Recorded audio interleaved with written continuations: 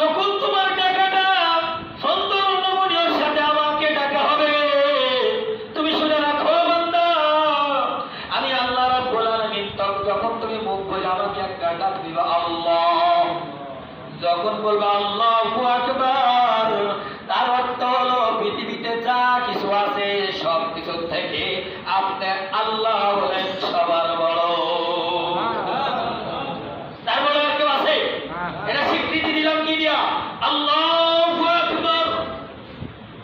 বন্ধুরা আমার, বাবাদিরা আমার, একদল ফেরেশতারা এই ছবি সহ আমার মালিকের দরবারে জানা দেয়।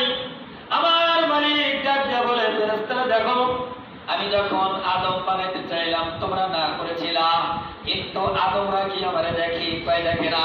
আমার নবীকে দেখেছে বলে দেখে নাই, সাহাবায়ে কেরামকে দেখছে বলে দেখে নাই। ভাই, যদি আমার বান্দা যদি আদম সন্তান যদি আমারে দেখতে না পারে, নবীকেও দেখতে না পারে, জান্নাত দেখতে না পারে, জাহান্নাম দেখতে না পারে, আমার বান্দা তার বইয়ের ভিতরে তার উপার্জন পয়সা দিয়া যেই যতটুকু তার পোশাক ছিল সুন্দর পোশাক পরিয়া নমনীয়র সাথে আমার ঘরের ভিতরে সকল মানুষের সামনে জোরে সরে বলছে আল্লাহু আকবার। তার অর্থ তোমরা ফেরেশতা জানোনি?